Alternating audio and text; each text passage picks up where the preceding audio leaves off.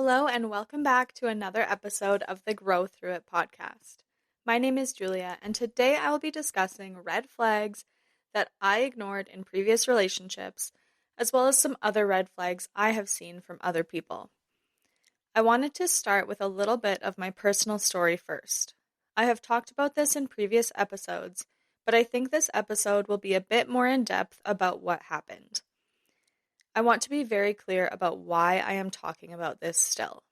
I am completely over my past relationships, but the impact they had on me was so profound that I feel strongly about sharing my experiences because I know many people go through the same thing, and I want to be that voice for them to know what is right and wrong and know that they are not alone in this.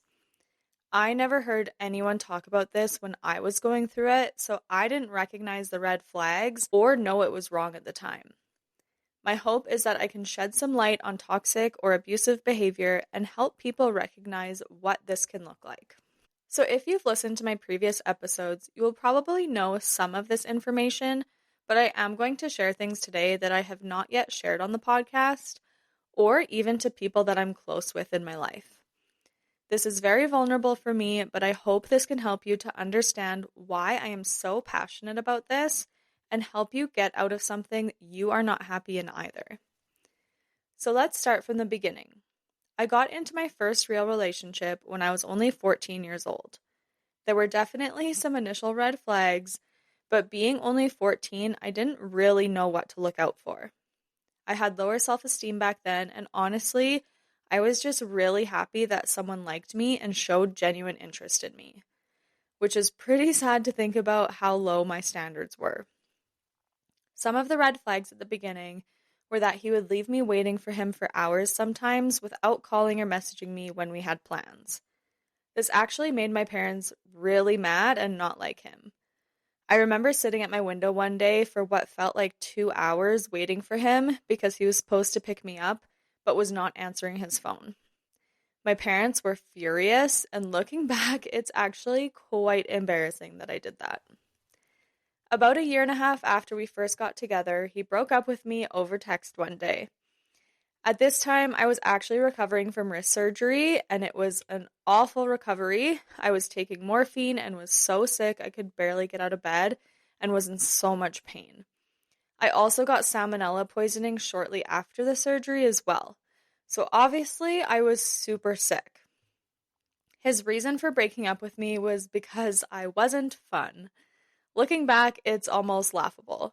How could I possibly be fun when I was bedridden, in pain, and barely able to function? Anyway, we met up and talked about it, and he told me to listen to the song Buzzkill by Luke Bryan because that's what he said I was. And also listen to It's Over When It's Over by Eric Church. Now, he said he was joking, but I was extremely upset about this breakup and was crying. He continued to call me a buzzkill many more times over the years, and this caused me to be very sensitive around this topic. We got back together months later, though. He ended up moving to a different province once he graduated high school, but I was still in high school at the time. I ended up moving out there a few years later after I had graduated and took a year off to work. One thing that I think was a big red flag before I moved there was one night he and his friend went to the bar and met 3 or 4 girls there. They all became good friends. I was initially not happy about this because I think it's kind of strange for someone in a relationship to make friends with single girls at the bar. They would come over to his house to hang out with them, and he just made me feel really stupid for thinking that it was a big deal, but it definitely made me have some trust issues. Even if it was innocent, and I think it was, dismissing my feelings and making me feel stupid was not okay. He could have just given me gentle reassurance. However, I still think this is an inappropriate thing to do for someone in a relationship. These things were pretty early on in our relationship, and again, I was so young, so I didn't really know what a healthy relationship should look like. And although I think those things are bad, compared to how it was in the end, those 2 examples are very minimal. Things got progressively worse as the years went on, to the point where I had panic attacks driving home from work every day because I didn't want to go home. I would be so thankful when he would go out of town for work because it meant I got a break from him and could be on my own, even though I was terrified of being home alone. I feel like this is how a lot of toxic or abusive relationships start. At first, the red flags may seem small, but over time they build up and things gradually get worse. At the beginning, too, he acted as if he really liked me. He complimented me like no one had ever done before. He would do nice things for me. He would text me huge paragraphs. I thought he was amazing, and that is a huge reason why I and so many other people ignore the red flags. Have you ever seen a red flag and ignored it? Let's dive deeper into some of the red flags that I saw in previous relationships, as well as some that I have seen from other people's relationships. Red flag number 1, love bombing and affection early on. Like I mentioned, he seemed so amazing at the beginning. He made me feel so special and gave me a lot of attention when he wasn't ignoring me while doing stupid stuff. He also got me a lot of really nice, expensive gifts. I got gifted AirPods and Apple Watch. He literally paid for a car for me because he didn't like the one I drove, which is actually another red flag in itself, but I will go into that a little later. I could never afford those things, and I thought it was so incredible he would spend his money on gifts like that for me. It wasn't even just early on either. It was sprinkled in throughout our entire relationship. I personally don't really care about expensive things. It was more so the fact that it made me feel special and loved. However, love bombing and over-the-top affection early on can be a major red flag. In my case, I don't think he was doing anything on purpose, and I was very grateful for the gifts I received, but I have seen many other people do this, and it can be very toxic. It can be toxic or abusive people's way of getting you to like them before they reveal their true selves. It can be hard to see at the beginning of a relationship, especially because it does make you feel good, but just know someone going over the top, telling you they love you right away, dropping everything for you, buying you super expensive things, for the most part is not normal. Obviously, every situation is different, and I know people who truly knew early on that their partner was the one for them, but I would say that is extremely rare, and 99% of the time, I would say it was a red flag. If I were to go back and do things differently, I would take a step back and look at the behavior and patterns and think about whether things felt rushed or overwhelming. I would also talk to trusted people about it. Usually, it's much easier for an outside perspective to see what is really going on. I would monitor the situation and assess from there. Typically, there will be other questionable behavior to go along with it. I don't think in my case there was anything majorly wrong about him doing this for me. Like I said, I appreciated it at the time, but I almost felt like he thought that was enough and he didn't need to do anything more. But gift giving isn't really my love language. I would rather have quality time, acts of service, and words of affirmation. Many of those things I did not receive. The reason I brought up love bombing, though, is because I do see it a lot in other people, and again, depending on the situation, I think it can be a big red flag and something to be mindful of. Red flag number 2, controlling behavior. So remember how I said he bought me a car? I didn't actually want that car. I was really happy with the car I had, and yes, the car he got me was an upgrade, but I still didn't really want it at the time. My other car had never given me any issues, and I was really happy with it. He didn't like the look of it, though, and thought it was an old lady car. So he said he would pay for a car if I sold mine, so I agreed because he wouldn't really let it go. Now, obviously, I was very thankful he bought this car for me. I don't want it to seem like I was ungrateful or like I'm complaining about it. But the thing that was weird to me was how bad he wanted me to get a different one. It wasn't even about safety or anything like that. It was purely because he didn't like the way it looked, and my opinion didn't seem to matter even though it was my car.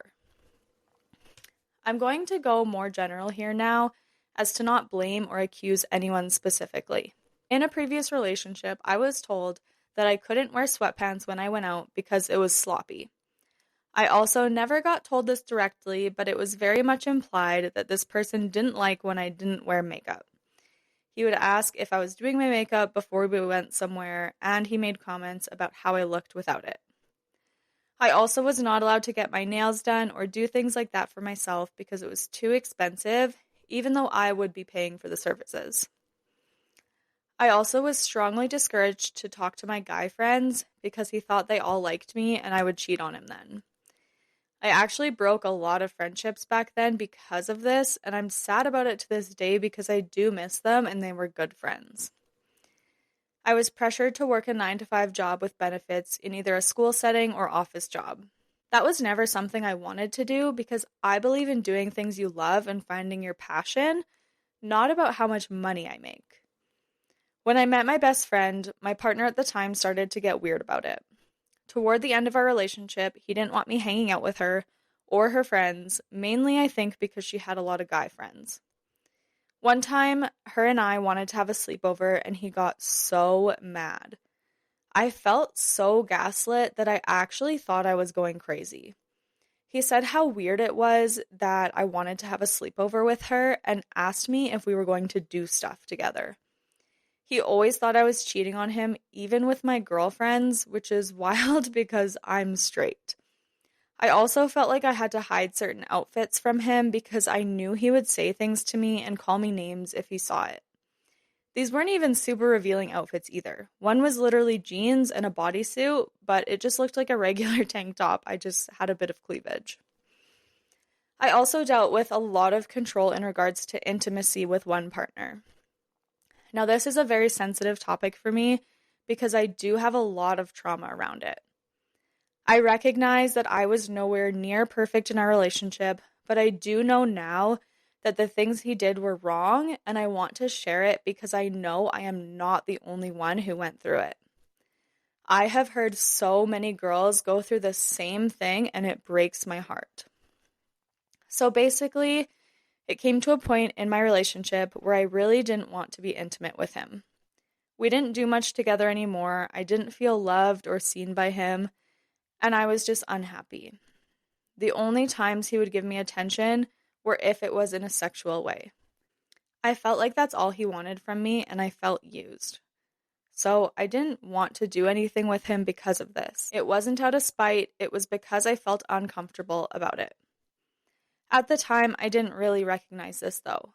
I kind of knew it was because I felt used, but I also felt manipulated into thinking it was a me problem. We would have constant fights about this. I would reject him, and he would literally throw a tantrum about it. He would tell me there was clearly something wrong with me and I needed to go to therapy or take medication. He would huff and puff and tell me he has needs and I'm not fulfilling them. He would count how many days or weeks it had been since the last time we were intimate. Every single night he would ask, and majority of the time I would say no. He would throw his tantrum, guilt me. I would cry, and then he would calm down and try to make me laugh. And while I was literally still covered in tears and snot from crying, but once I calmed down, he would ask again. Sometimes I would give in at that point because it was just so exhausting. I would dread going to bed because I knew what would happen. I would be so thankful every time I got my period because that was the only time I felt like he would leave me alone from guilt tripping me. Sometimes I would even lie and say that it came early. It is so heartbreaking to think about now because it's actually so messed up. I feel very disconnected from who I was back then because I am so different now and my life is completely different, but I just feel so sad for that girl, even though I know it was me. If your partner is doing this to you, I just want you to know that it is not okay. Guilting someone into saying yes, especially when they've repeatedly said no, is, in my opinion, abuse. It doesn't matter if they are your partner. It took me a long time to admit that, but it's true. I think many people think because you are in a relationship, they can't assault you. But if you said no, or you don't want to, or you don't feel safe enough to say no, that is abusive. This was very heavy for me to talk about, but it is so important for me to share because I really want people to understand what a controlling partner looks like and to know that these behaviors are not okay. There was a lot of stuff that was starting to become controlled, and I knew it was wrong, but the way he talked to me made me feel like I was the one doing something wrong. I ignored this red flag because of that. What I would do differently now is listen to how my body reacts to things.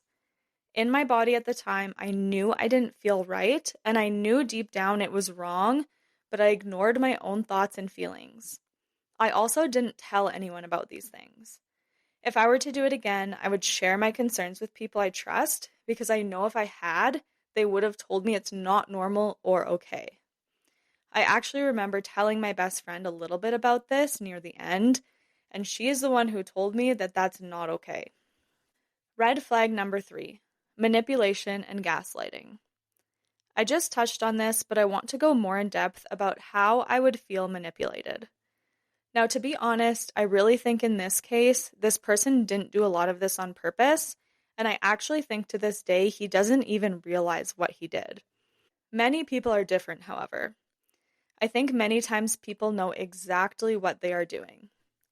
Something you should know about this person, though, is he loved to debate. He would literally purposely call someone and bring up his controversial opinions just to debate with them because they had very different beliefs.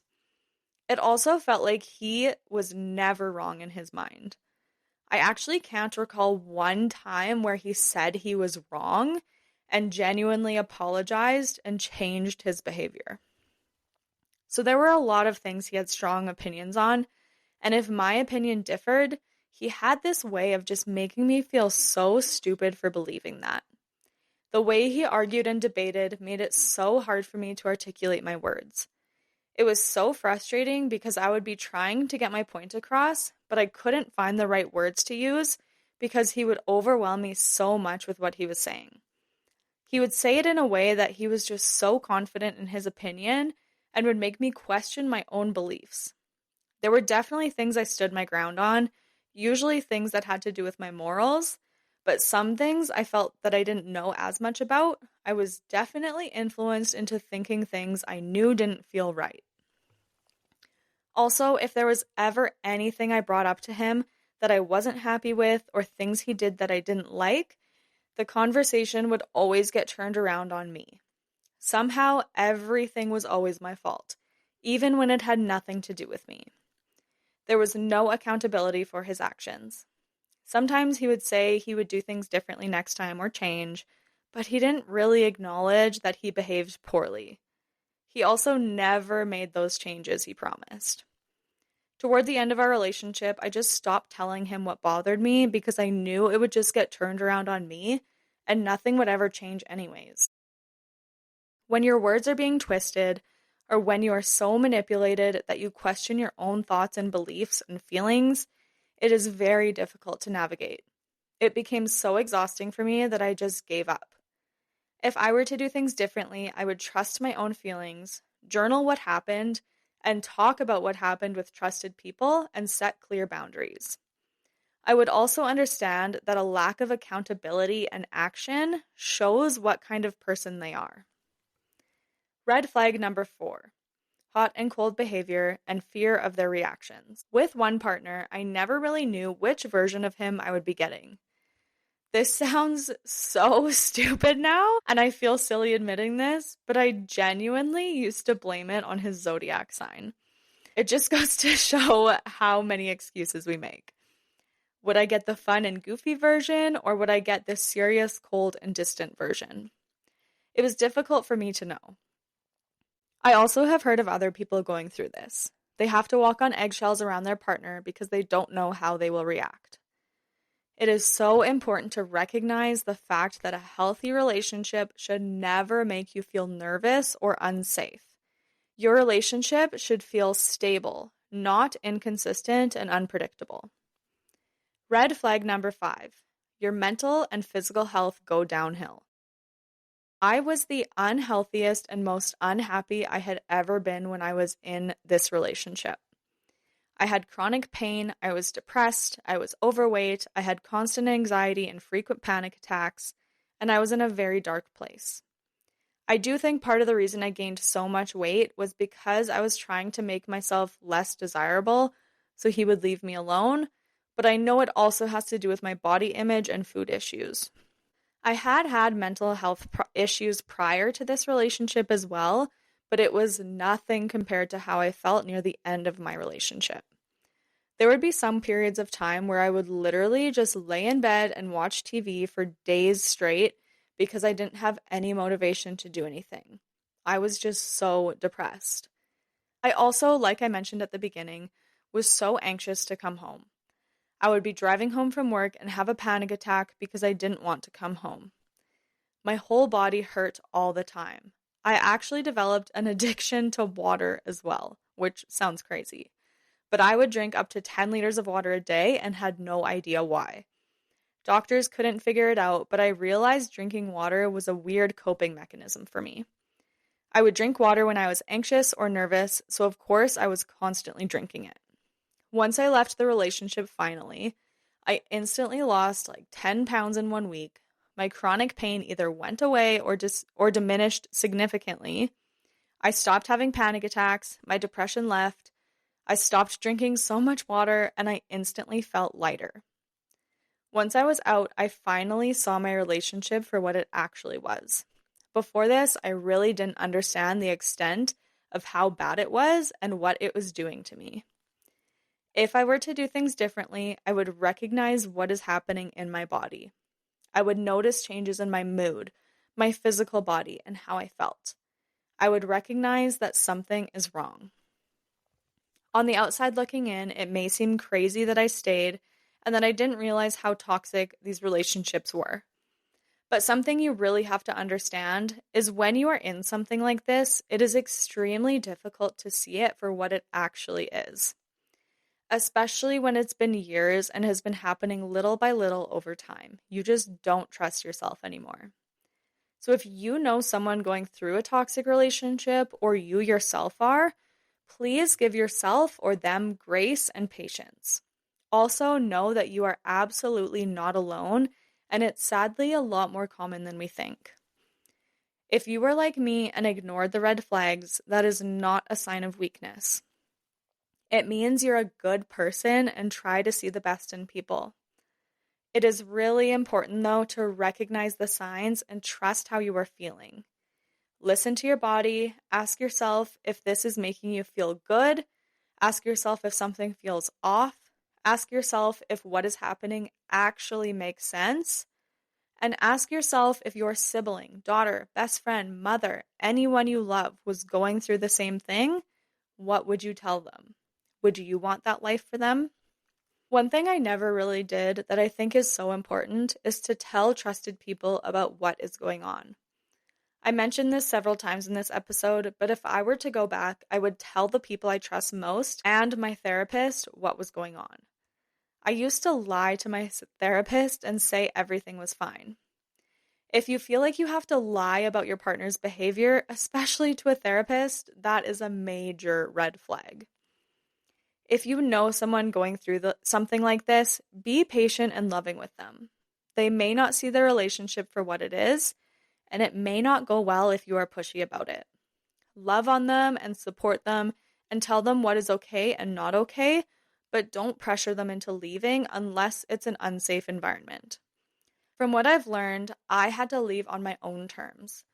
My best friend showed me how women should be treated based on how she was treated and how her friends treated us. I saw a better life for myself, and she supported me every step of the way. But I know if she had started talking badly about my relationship and telling me to leave, I probably would have pushed her away. It can be frustrating, and I see people in toxic relationships, and I know people aren't happy, but I also know that people have to make their own decisions. Like I said at the beginning of this episode, my hope is that by sharing my experiences, I can show people what a toxic relationship looks like and hopefully help people recognize if their own relationship is toxic or abusive. At the time, I had never heard people talk about this stuff, so I really just didn't know. I actually wrote out a similar episode to this a few months ago, but never recorded it because it caused me such pain writing it. I cried for hours and was so distraught going over everything. This time, however, I feel so distant from the person I used to be, and I see that person as someone completely different. I don't really feel sad for myself anymore. I feel sad for that version of me. I have a sense of gratitude now for the life I have now and the healthy, loving relationship that I have now. I am so grateful for my life, and I'm grateful I can share my experiences with others and hopefully make a difference in someone's life. I really want you to understand that you are so deserving of a love that feels safe, kind, and consistent. You deserve the love you've always dreamed of, and I promise you, even if it feels impossible, that love is out there for you. I invite you to share your own experiences or journal privately about red flags that you have noticed in your past relationships, or maybe even your current one. If you have any concerns or questions, feel free to send me a message. I would be happy to talk more about this with you. Also, again, just to reiterate, I am not naming names. I am not putting the blame all on one person. I am just sharing my experiences and my story. So that is it for today's episode. I truly hope it helped someone, even if it's just one person. If you know of someone who may benefit from listening to this episode, please send it their way. If you enjoyed this episode or this podcast, I would be so grateful if you left a rate and review. If you want to chat further, you can message me on Instagram at growthroughit.pod. Thank you so much for listening, and remember that you are worthy. See you next time.